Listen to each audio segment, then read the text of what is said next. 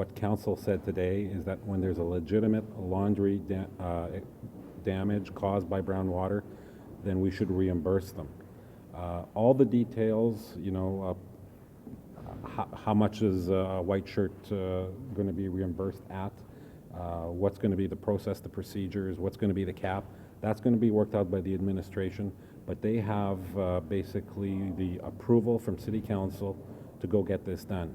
Part of the reason I did laundry is that in discussions with some administration, it's relatively easy to prove, and I'm probably taking some latitude when I say that, but you've got the damaged laundry, you've got the brown water.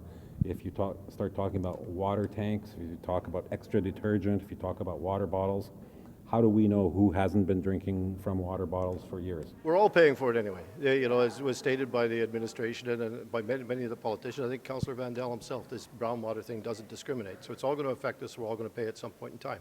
But if we're saying that one thing is a legitimate claim, it's very difficult to discern between, a legitimate claim in this situation from something else. And it seems to me that we're just trying to get out there and be seen to be doing something to stop people from being angry about brown water.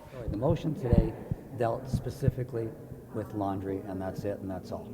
That doesn't mean that you as a citizen suffer some other damage that you cannot file a complaint. Of course you can. No guarantees it's going to be approved, but you certainly can. There is a process.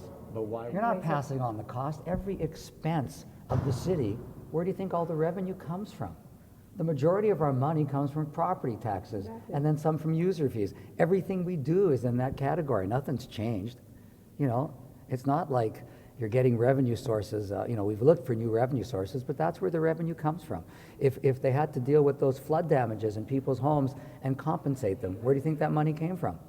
It's money that's put aside in case of these situations to deal with them through claims. I mean, it's quite normal. It's not abnormal. The question is it fair and reasonable to assess a person's damage, decide a claim is valid, and then make a decision? And that's what the administration will do.